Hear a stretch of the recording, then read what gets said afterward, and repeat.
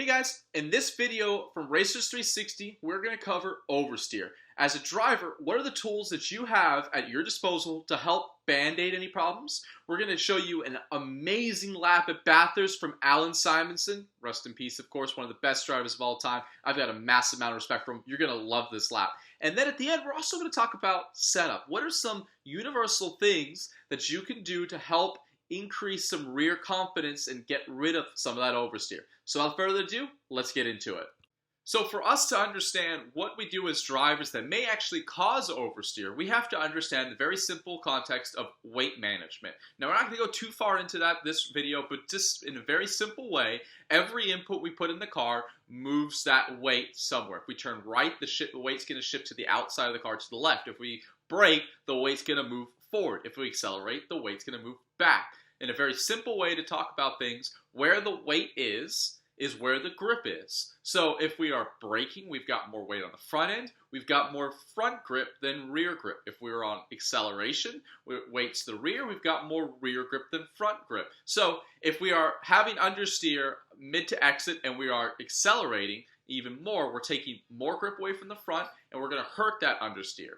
And on entry, if we have oversteer and we add brakes, we've got the weight going towards the front, we're going to make that oversteer even worse. So typically on corner entry, where oversteer is normally the bigger problem for most drivers in terms of not having confidence on what to do or how to deal with it, we've got two things that cause that. First, it's going to be carrying too much speed into the corner, and that's going to break the rear end loose. Now, that may end up breaking both ends off the grip parameter, but the rear end may have less grip than the front, so we're going to feel that oversteer more. Secondarily is adjusting that weight transfer too quickly and too violently to the front. So if we have too much brake on corner entry and turn in, then we've got too much front grip that the rear cannot follow. So to help fix that, you may have to come off the brakes just a little bit as you turn in. Now, you don't want to carry too much speed, so you might need to be braking slightly earlier to help cure that corner entry oversteer. Another area that we can see that causes oversteer is being too violent on turn-ins and really on all of our inputs. Now, most of us are going to be driving street cars or sedan-style cars, which are pretty heavy and have softer springs, so the weight takes a longer time to find that platform. What you'll see in a race car is if you shock the car and maybe turn too aggressively and too fast in, the weight may go past the platform where it finds its grip and overload one end of the car, which will cause it to completely lose grip because it won't be able to hold off with that. So what we really need to do is we obviously always need pretty quick inputs, but you need to be smooth with those. So on initial turn in, you really want to allow the car to take a lean, take a squat, and find that set, find that platform, and that's where the grip is. So if you are too fast with your hands, and a lot of go-karters have this because in a go-kart or even formula car, with it being so lightweight, you can be very quick with your inputs. It's got a lot less weight. It's got a lot stiffer springs, so it's easier and quicker to find that platform. In the sedan-style cars, where they've got a lot more weight, and if you're also in a NASCAR-style car, it's even more drastically important to be smooth with your inputs. So the combination of smooth inputs and then weight transfer are going to really help you understand why you're getting that oversteer and maybe what you can do as a driver to help that oversteer. So how do you find that rear confidence in those high-speed corners? Most critical section of our track to have the belief and the confidence in the rear end to really get through it. So we're going to take first two steps of the weight transfer and the turn-in and being smooth with your turn-in. It's so critical, especially on high-speed corners, to be smooth with that turn-in and allow the weight to transfer and take the set. Secondarily, we want to be on throttle not long after turn-in. It's very different than a hairpin where you're trail braking all the way down to the apex.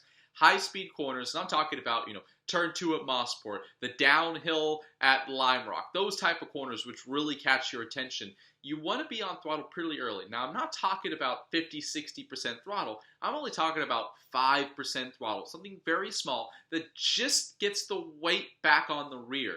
So that is a pretty critical task. And what I want to do, I want to show you an absolutely amazing lap from Alan Simonson. Rest in peace. A lot of us really respected him as a driver, and tragic situation on how he was killed at Le Mans, and something that we always keep in our minds and keep him in our minds. But he put in one of the best laps any driver's ever seen around Bathurst. And I want to show you how he approached the high-speed section there and what he did that made him just so fast. So let's go right into that now. So let's watch this lap here of Alan Simonson. What you do is listen to the throttle on his high-speed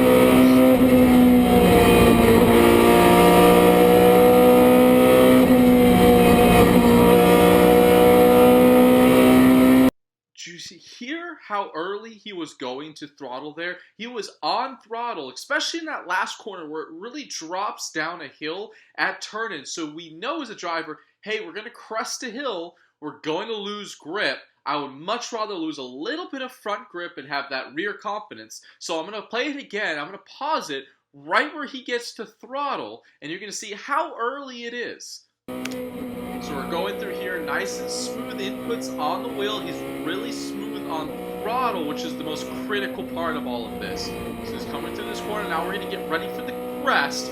Cresting here, right there. He's already getting back to the initial throttle. Now it's not much. It's just that 5% just to get the weight on the rear. He's going over a crest and into high-speed corners. He really wants the confidence in the rear end. He could have driven at full throttle deeper into the corner, had a bigger lift, but what that would cause is a faster and more dramatic transition of weight to the front, and he would have lost even more rear grip, which is not what he would have wanted. He probably would have had to make a save on the car. So he thought ahead of time. He said, okay, let me get an earlier lift. As I crest, the weight is pretty well centered. I'm smooth with my input on the wheel, smooth with my feet, and I'm just going to get just enough throttle, and I'm not really trying to do that to increase my speed. I'm doing that to get the weight on the rear, get confidence in the rear, and then be able to attack the throttle as I open the hands. Now, in the beginning of the video, I told you guys I would talk about some setup changes that we can make to help oversteer. It's difficult to really talk about this because there are a lot of different things that can affect how a car is feeling. A lot of it can be down to the driver, and a lot can be if you're completely out of the window on setup, some things just, you need drastic changes. But let's consider that we're pretty close on setup.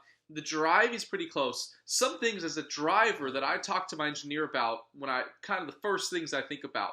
The first thing I would say is I look at rake. Now, rake of the car talks about what's the difference of ride height on the front to the rear.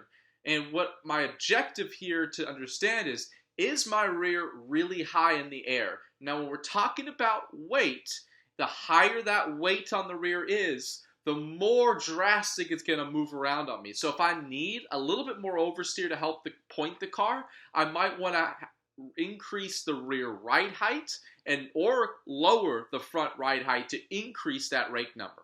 If I've got too much oversteer and the initial turn is just too snappy, I want less rake. Now, ultimately, as a driver, in almost anything you drive and almost any track you want to go to, you typically want the car as low as possible. So my first goal to figure out is, can I lower the rear? Or is there a regulation that says I can't go any lower? In that case, you may need to raise the front, which takes away front grip to make both ends a little bit more similar in terms of grip.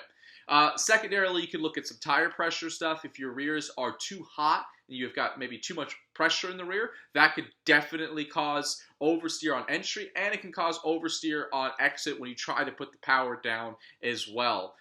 Those are typically the big ones. I know some of you guys will play with spring rates. That's a little bit more complex to just talk about on a very 1,000-foot level, because you can have the front too stiff, rear too soft, and there's a lot of different things. So really, I like to keep it as pretty universal as possible. Hopefully those two little tips helped you.